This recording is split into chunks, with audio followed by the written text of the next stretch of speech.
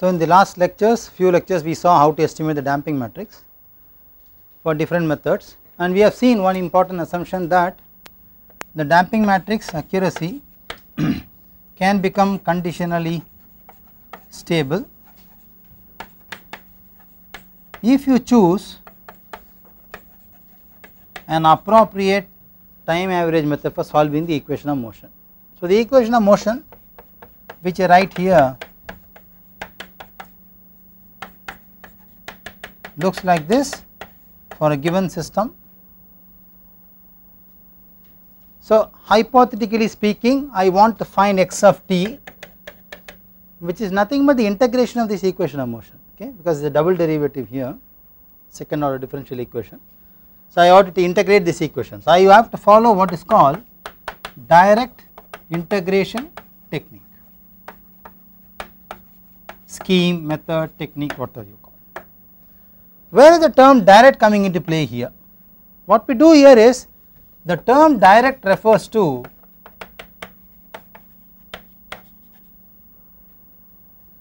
the equation of motion is not transformed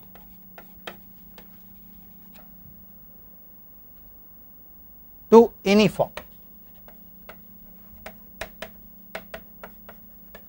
before the scheme is applied.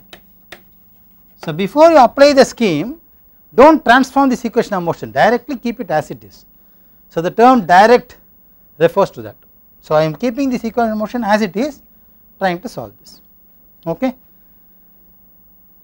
Now, literature say that the direct integration schemes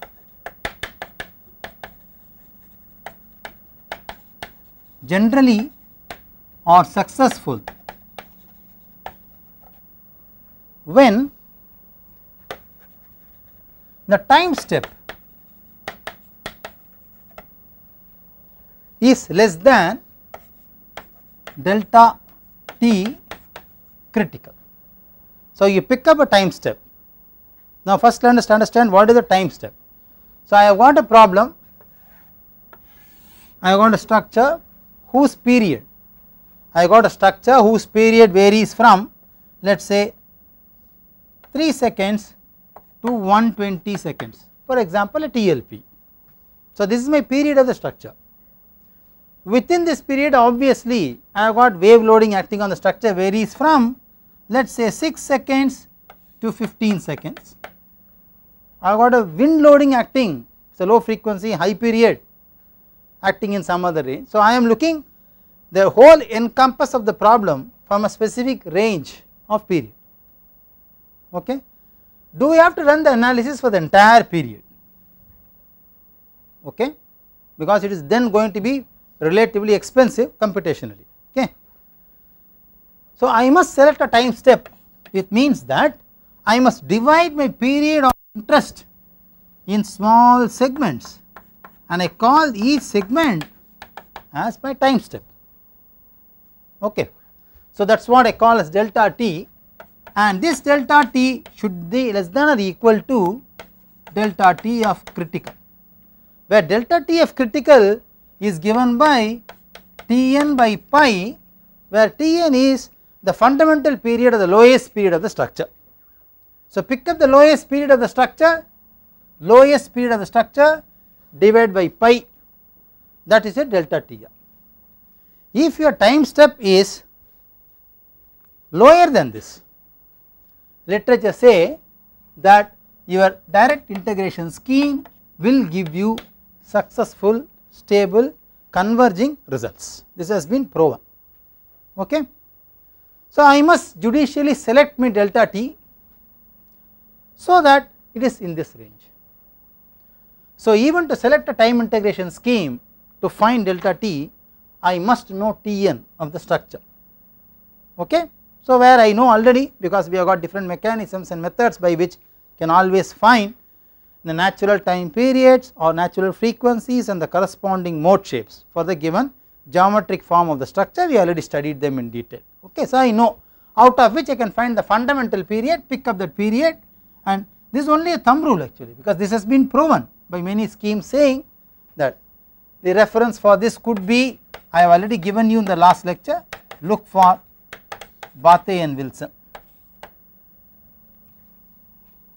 So, he has conducted many schemes and he has proved that this is why. Many researchers said this, but instantaneously remember this, therefore I said this.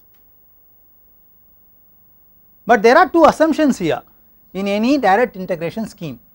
They are very serious assumptions which we must understand, because your convergence, your accuracy all depends on this assumption. So, what are those assumptions?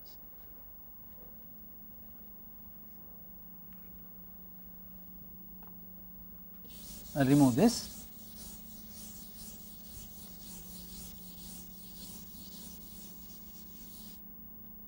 The basic assumption number 1 is that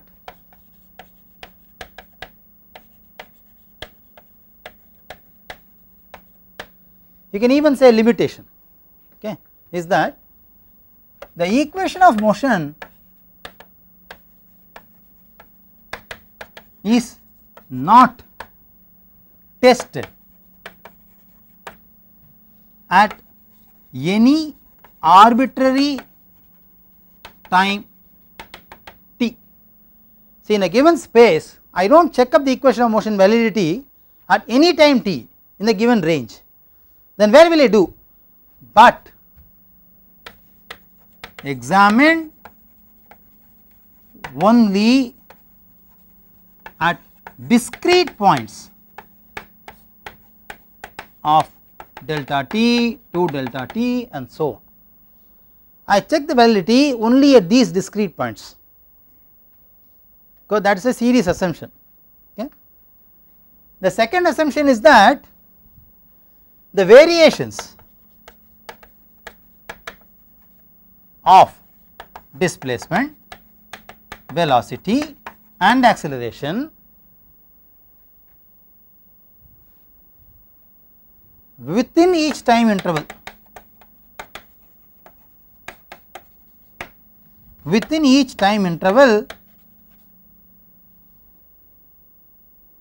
is assumed. I assume this variation. Okay. So, these two are very serious constraints in a given problem. So, this too leads to basic two forms of equation, which says that if you want to find the velocity at any time interval t plus delta t, then this is nothing but the value of the velocity at t added to it 1 minus del of acceleration of at t plus del of acceleration at t plus delta t, and multiply this with delta t. Not this, of course this is already a velocity, this is velocity delta t, these are all accelerations.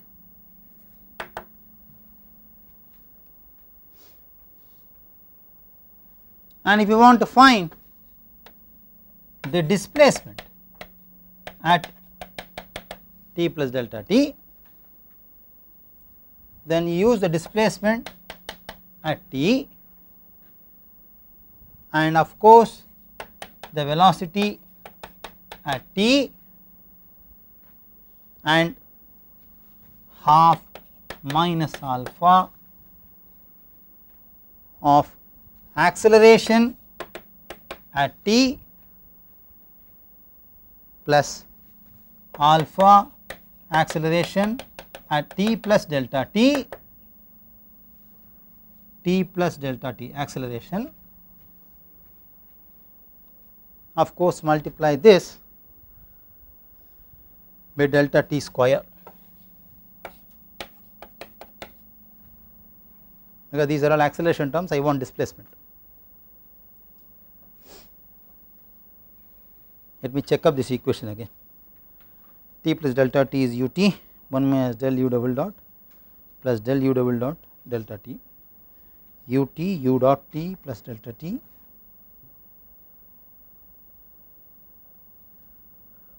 and half minus alpha u double dot plus alpha u double dot t plus delta t and delta t square. Call this equation number 1 and 2. These two are considered to be valid. So what does it mean? This implies the same statement back again, that the variation within a time interval or each time interval depends on the previous values and some constants of delta and alpha. Okay. If this alpha is considered as 0.25 and delta or del is considered as 0.5, we call this method as average acceleration method, otherwise famously called Newmark's beta method. Okay, so specific name given to this. So these are actually assumptions which are carried forward from these two ideologies. So let us quickly look at the scheme. How do we perform iteration? We will do a problem and try to understand how this is done. Then we will see what would be that special complexity coming out from this problem or this scheme applied to a TLP problem. Let us see that, because that is our end. In the last lecture already you have noticed that we have solved the TLP problem using a time domain integration technique like this, and we have given you the results. Okay. Now we are explaining how this has been solved. So the scheme says, for a given problem, this is my scheme, I am writing the scheme here because we will retain it later for the problem. The scheme says, step number 1, find k m c, very simple. Okay, we already know this. So for a given problem, derive these matrices k, m and c. The second step says, initialize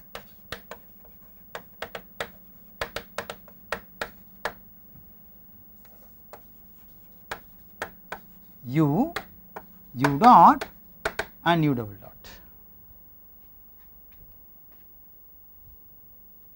At 0, of course, we can say u, u dot and u double dot at zeros.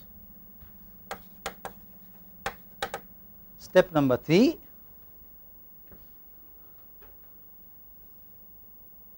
select delta t,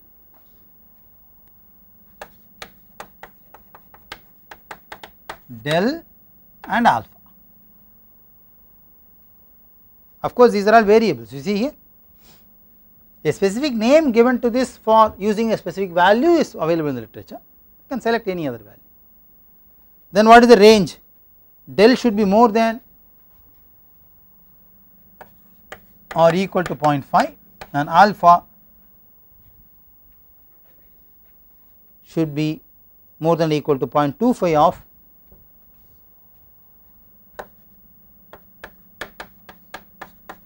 del plus.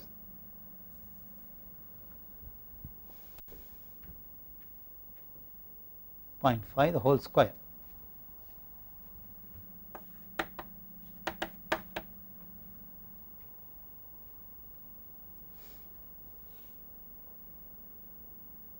So if you look at del as 0.5 in the given problem, substitute here, you get alpha as 0.25. Can have any value more than this, we have picked up the basic values. Delta t, of course I will come to the problem later. Delta t should be within the delta t critical, we will find that. Then I find out some integration constants.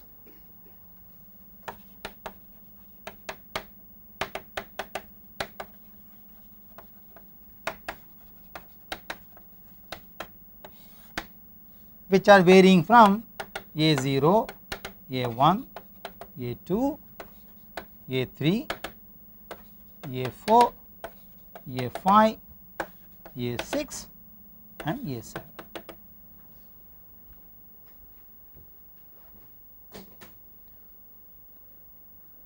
So, 1 by alpha delta t square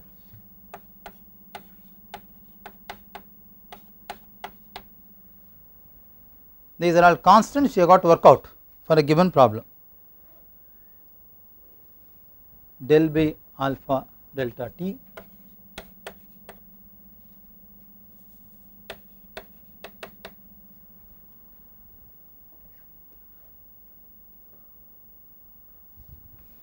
one by alpha delta t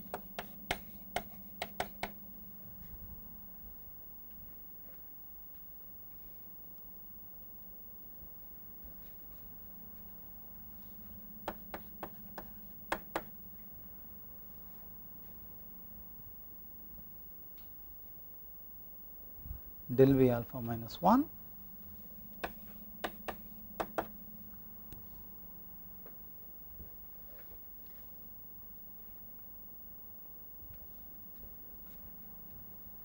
delta t by 2 del by alpha minus 2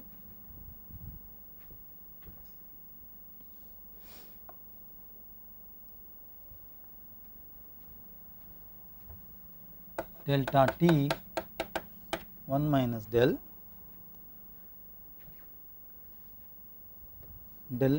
delta t.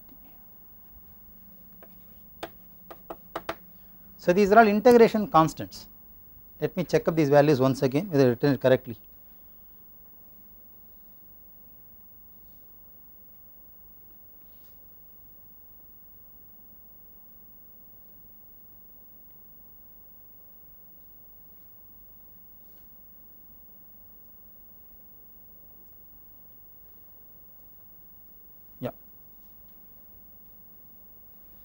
Remember these A0s, A1s, A2s are different from what we have from Rayleigh damping and Cauchy damping, they are all different. This is integration constant.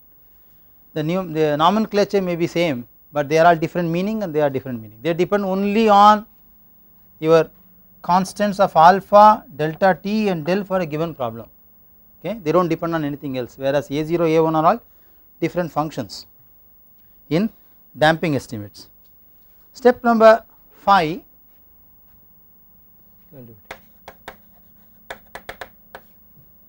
Find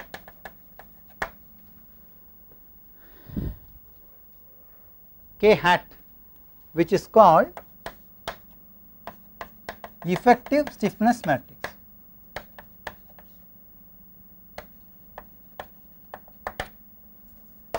Which is given by a simple equation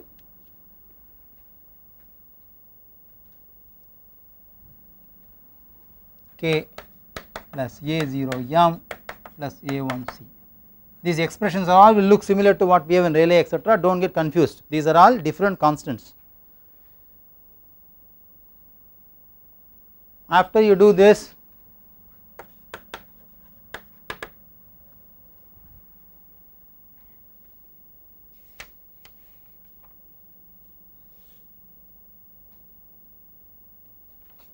find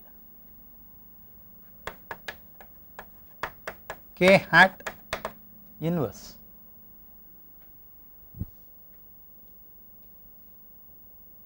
Then for each time step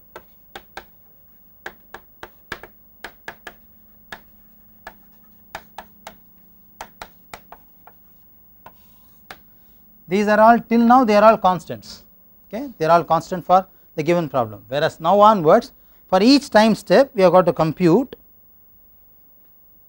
the equations what we have here. F hat of t plus delta t, that is a force in the new time step which is depending on the force at the old time step,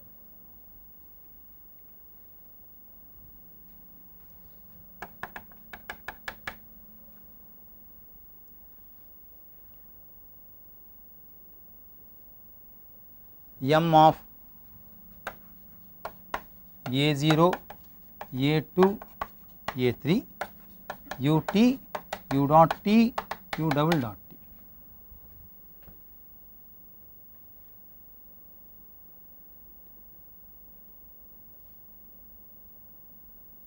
plus C of A1, A4, A5, ut, u dot t, u double dot t.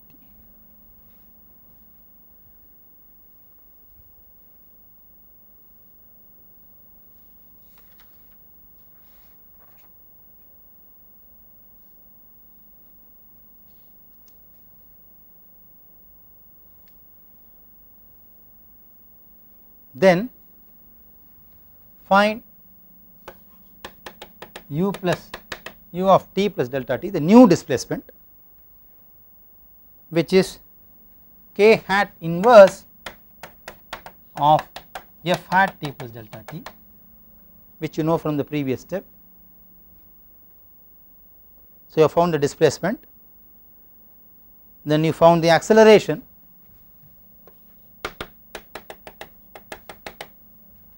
this is acceleration double dot.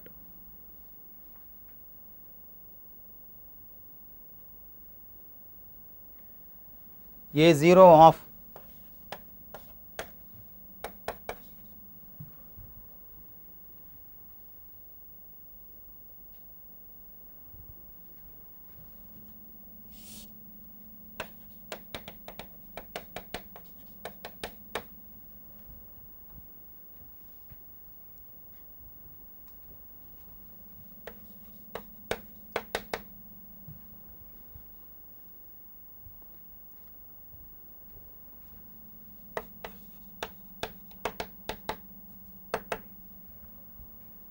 and of course the velocity at the new time step.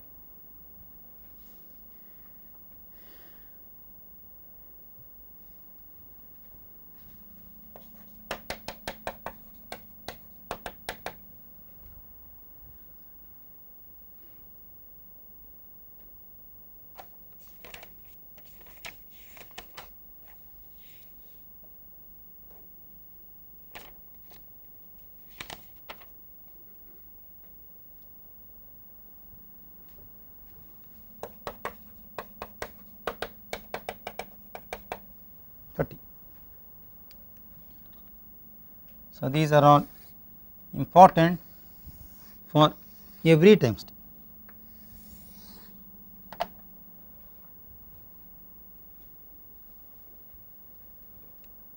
So, this is my scheme. So, up to step number 6, which depends on a fixed value of k, m and c, step number 6 requires no iteration, okay, till step number 6. From step number 7 onwards, I have got to find iteration, because I want to find what is the new value, what is the old value, are they converging or not. After they converge, substitute here, then get this value. What is the new value and old value of this, are they converging or not. Go back and find all the values of displacement, velocity and acceleration, which I actually want from this equation. Okay. Now, let us look at the complexity of this scheme applied to a problem like a TLP. Till step number 6, the problem is simple here, because there is no iteration required. You think only iteration is here, okay. But the unfortunate part is our iteration starts from here onwards, because k depends on response. I do not know the response, I have assumed them here. For an assumed response, I have a k. For that k, I have also have a set down and offset. I have additional mass matrices. I have m. For a given combination of k and m, I find omega and phi, substitute and get Rayleigh damping, I get c. Okay, I do not know whether I assume the correct value in the beginning and so on. Now, this value, after I find out the displacement, will get replaced. Okay, so on the whole, except here, the whole scheme becomes iterative when you use it for a complaint structure. Okay, because the scheme does not only have this iteration, it also have iteration here, because my k, m and c are all changing. You may wonder that certain researchers said, okay, I will not change k, m and c updated at every time. I will pick up k initial, m initial, c initial and do the iteration and see what is the error. The error is not more than about 6 to 7% in the displacements.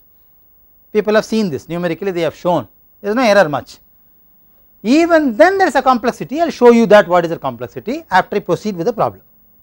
Okay, you may wonder that if you do not want to iterate k, m and c with respect to x or x dot and x double dots, can this scheme become simple for a compliant structure like TLP? We will see there again there is a complication, I will come to that what it is.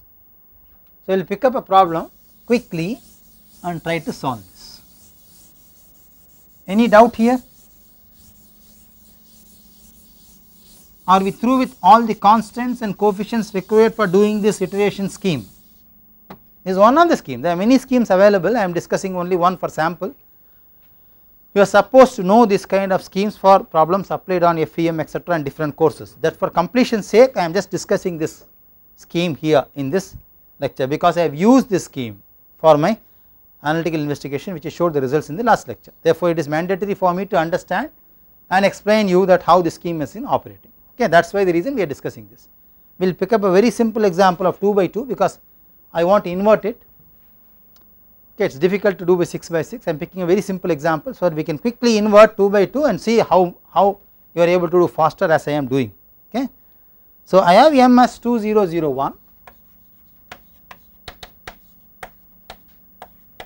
I mean whatever may be the units, we do not bother about them, maybe it is multiplied by m and m is 3000 kg, let us forget about all those constants, we already know how to handle them, right. We will simply take only the notified values of mk, right, and k is 6 minus 2 minus 2 4 of some multiplier,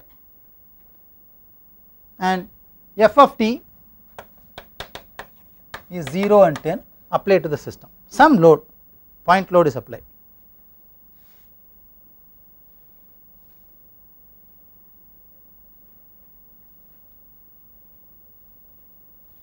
We already know that for this problem u0 and u dot 0 are 0, they are given,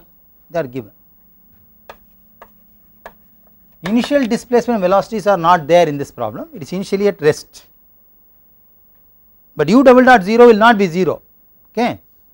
Here I said it is not 0, I said initialize them, initialization does not always mean it start from 0, okay. I have to find u double dot, how? Mu double dot plus Ku is f of t. I am taking an undamped system because I do not want to improve complication on this problem. So, you can substitute m, you can substitute k, you can substitute f of t, u and u dots are 0, but u double dot is not 0, you will find u double dot from here. Can you quickly find out that?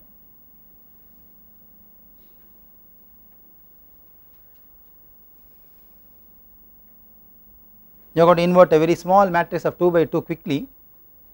So, let us see how quickly you can get my u double dot of t or 0.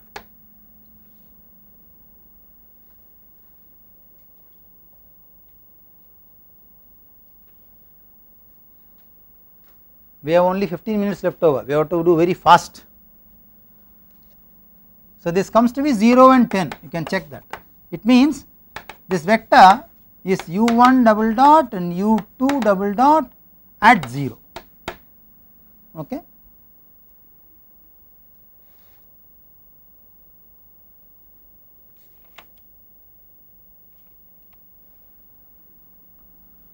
Now, I want to select my delta t, because lambda alpha and del I will select from here, but I would also like to select delta t so that I can find all the integration constants a0 to a7.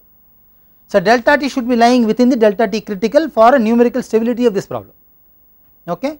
To find delta t critical I must know Tn, the fundamental period of the system, okay. I have a system here, I can find the fundamental period, we believe you know this procedure, so I will give you these values, okay. Omega 1 square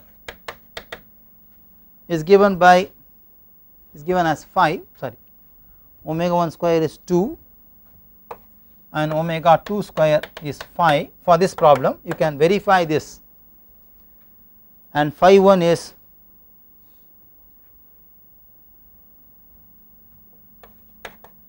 1 over root 3 of 1 and 1 and phi 2 is half of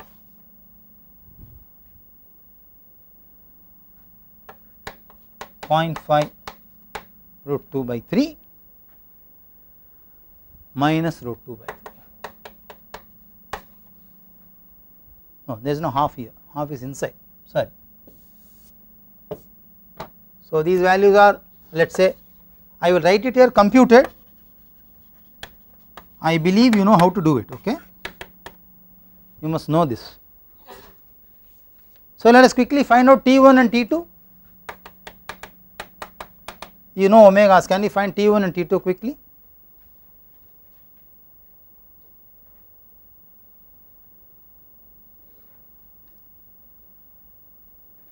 So, this is omega 1 square, okay, that is 2. So, for example, in this case it is going to be 2 pi by root of 2 is omega 1 square, nothing but root 2 of pi, which is going to be 4.443 seconds.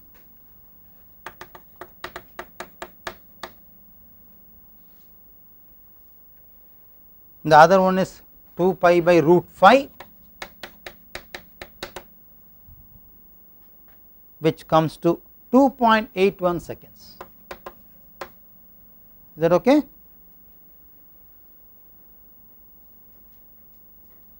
So, let us find out delta T critical, which is the lowest by pi, which is 2.8 by 3.14, approximately 0.9. I can pick up any value lower than this, which can help me to have a numerically stable answer, right? Is that right? So, in my problem, let delta T be 0.28 seconds, because 2.8 by 10, I got 10 steps, 0.28. Do not wonder about this fraction, I am counting the number of steps for the given problem. So, I am saying the divided by number of steps of 10, I have taken 0.28, 0.28 is less than delta T critical, my solution should give me a stable numerical answer. Okay, I picked up delta T as this. Can I quickly find out A0 to A7, because I know del, I know alpha, I know delta T. Can I find out this? Any doubt here? Any questions here?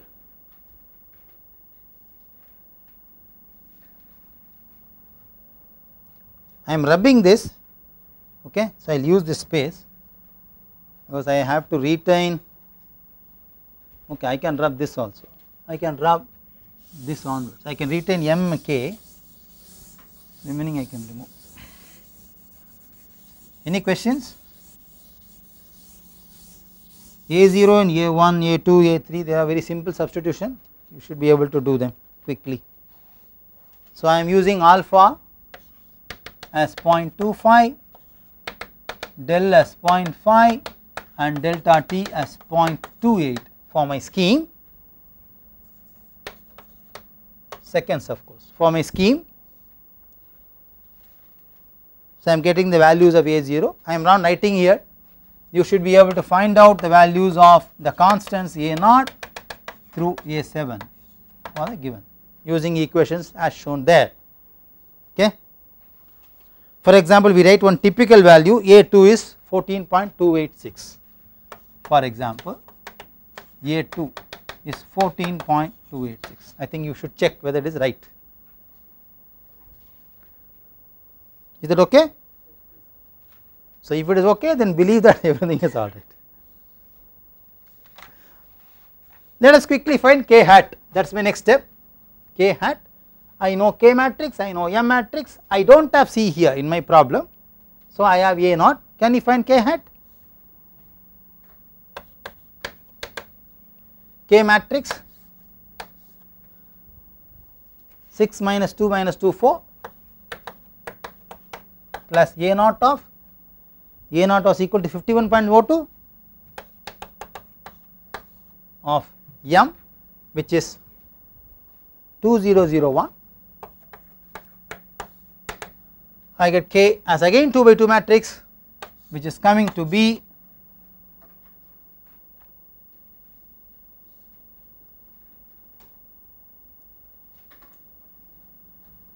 108.04 minus 2 minus 2, of course 55 point, yeah, 4 plus 55.02. Can I have k hat inverse?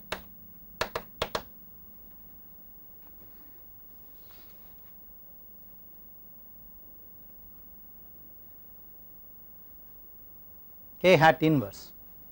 So, we will give you 1 minute, then I will write the answer here.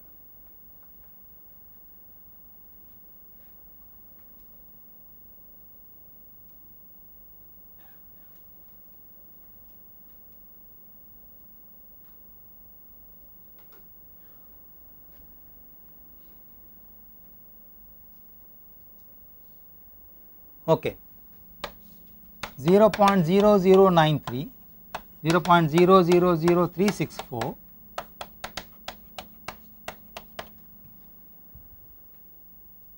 34, not 364, it's 34.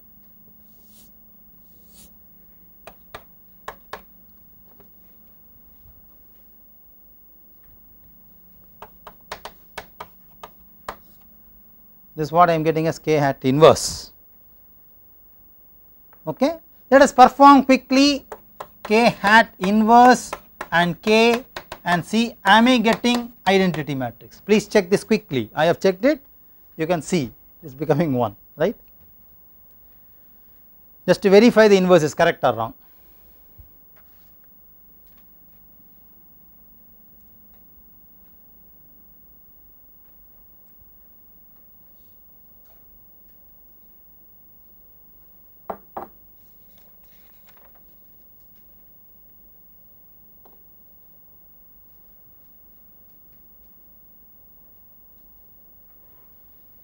Okay. So, let us try to find out for the first step f hat of, that is for the first step,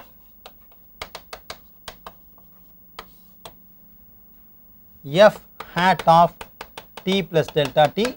I started t as 0, that is why I said u naught, u dot naught and u double dot naught are 0. So, I started t as 0 from the beginning. Okay.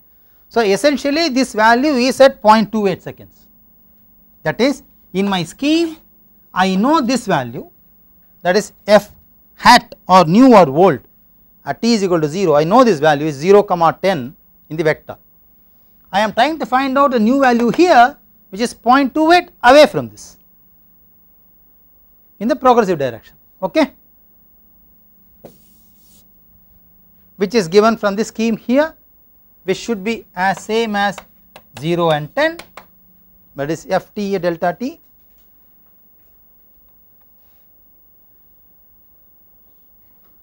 And the mass matrix of 2 0 0 1 of all vectors, that is 51.02 of a vector which is 0 0, because u 0 is 0,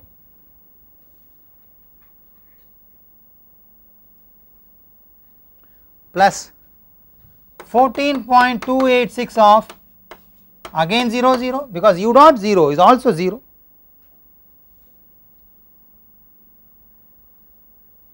plus A3 is 1.0 of 0 and 10, okay. So, this is a 2 by 2 matrix, this is a 2 by 1 vector, I got 2 by 1 vector, I add this vector, I get f t of hat, which will be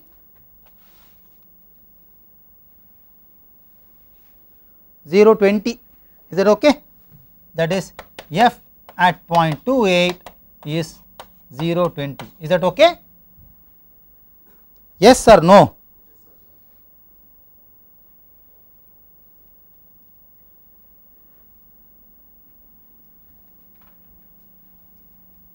Now, I want to find u at 0.28, I have k hat inverse, I have f hat at 0.28, substitute this, multiply these two and get me u at delta t.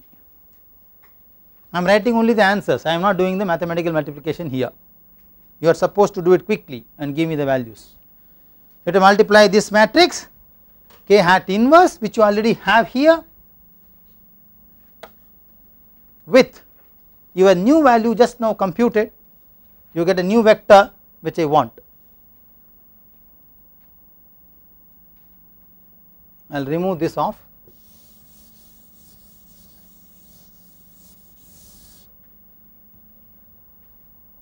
So, u at 0.28 will be again a vector. Yeah, can anybody give me the value? Minus? No. Yeah, okay, fine, agreed. 0.0068 and 3.64? Okay. Yeah.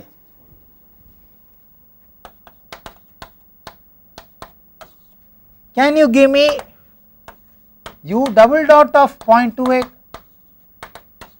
How do I get it?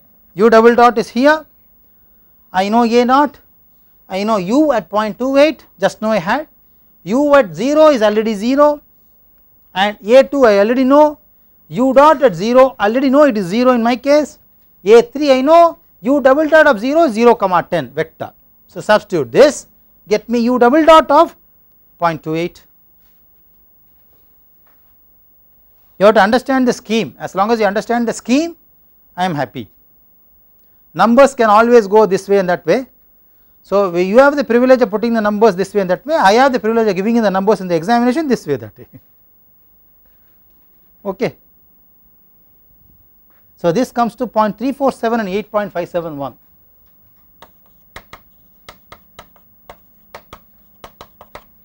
Believe me, I have worked out this, okay. I may be wrong also, please correct me if I am wrong. Do not copy these values. I have worked out, I got this value, I may be wrong.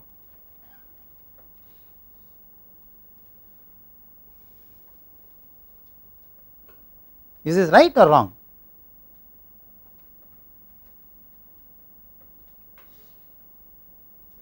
Right, okay. So then can you happily find out u dot at 0.28 also?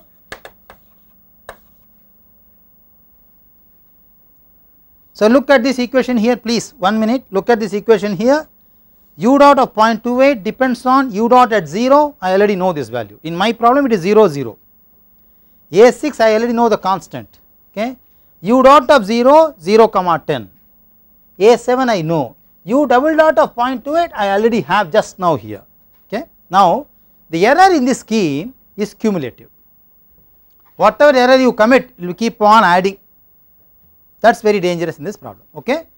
They are not independent, the error you commit in displacement will go to the acceleration then come back to the velocity,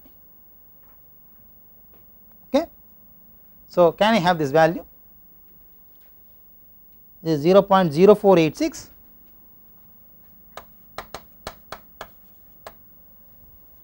and 2.60 I think.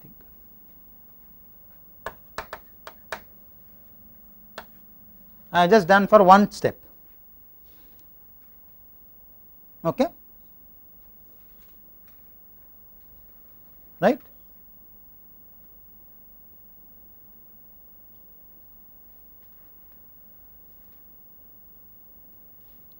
Is it correct or wrong? Is it wrong or right?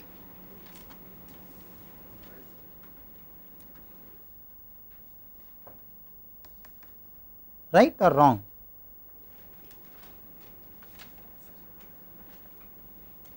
Many of them do not know whether it is right or wrong at all, so they are very happy. They say, sir, it is 12:50, whether it is right or wrong we do not care. We otherwise also do not care. Okay. But I may be, the probability of me becoming wrong is very high, okay. But you should never become wrong, so I must correct it if it is wrong. So now where is the question of iteration coming here? We already said in this scheme that at every discrete points of delta t Okay, at every discrete points of delta t at 0.28 in this example, I am integrating the equation of motion and validating it at every 0.28 for displacement, velocity and acceleration. Okay. This must match with the system properties of displacement, velocity and acceleration of your original geometry. If it does not match, for example, if I substitute this displacement and velocity and acceleration in computing the added mass term of mass matrix and computing the stiffness coefficients at a variation of small 0.28 seconds, practically it should not vary, is it not? A very small variation of 0.28, it should not vary. You have to check that. If it varies, in this case which will vary, iteration starts, because now this becomes your u dots and go the iteration scheme. That is how the iteration scheme starts. So there are two iterations happening here. One iteration is you are trying to check this with the previous value and keep on iterating, and when will you stop this? When the previous value on the same time step converges with the new value, you stop the iteration. But the question is, will all get converged or only any one of them? So we focus on displacement. Okay, we focus on displacement because we wanted the response of the system, so we focus on displacement. In addition, we have a complexity in our problem because our problem of k also depends on the displacement, and the k should also get converged. The new k and the old k should not vary much. Just by converging the displacement alone, k may not converge, okay, remember that, because k has got other parameters also which will influence kij. So I have got two schemes running inside. One is of course the iteration for the displacement, other is the coefficients also getting iterated and upgradation happening in the time. Now you may wonder, sir, the variation is only very small, I am looking only at 0.28, let me look at 0.1, let me look at 0.01. Why do we actually bother about k at 0 compared to k at 0.01? Well, it is not going to vary much, but the error at 0.01 will get carried on till 100 times of 0.0, which is 10 seconds. So a k at 10 will be completely different from the k at not when you started the problem. So you are looking for a problem whose stiffness is, let us say, xyz value, you are solving a problem actually whose stiffness is not xyz value at all. So you are looking for some other geometry, your results are all non-compliant with the problem what you started at. So your iteration is mandatory to converge for your stiffness coefficients also, how less the time interval is, because in this problem or in this scheme the error what you commit will get added up. Okay. So very simple illustration for a Newmark's beta technique or a time integration procedure which says is stable when you got delta t less than delta critical, and which also says the damping can be used using Kage or Rayleigh if you have got a time average technique for solving an integration or equation of motion. We already said that in the beginning in the last lectures. So they are integrated. Okay. So your time scheme or your solution scheme and your problem formulation for C are integrated or you will connect it in the literature. Okay. So this will give you a response time history, because I get displacement at every time along the travel of wave. So I get a response time history. You can always find the frequency content of the response using a fast Fourier transform. Many people also do the other way, they solve the whole problem in frequency domain and bring it back to time domain. We have done this problem in time domain, wish we can take it back to frequency domain, because in the last example I showed you that we have got time history of the responses and the power spectral density functions also in a frequency content. So I can do both. So it all depends upon where do you want to start the problem. Does not mean that when you start the problem only in frequency domain you are more intelligent, or you start the problem in time domain you are more intelligent, nothing, where you are comfortable you have got to do. But this has a very good cross reference of using k, m and c, because all my constants or all my coefficients are time dependent. I would like to see at what time of the passage of waves my system is becoming supercritical. system, not the solution. There may be a possibility that the system may become highly flexible at that point. So, I would like to see the k value and m value. On the other hand, I would like to see the omega content of the value. So, when the omega content drastically changes, then it is that point where either the fatigue action of the column members have started or the structure has failed, because it has become too flexible or too stiff. Too stiff is not possible, it will become only flexible.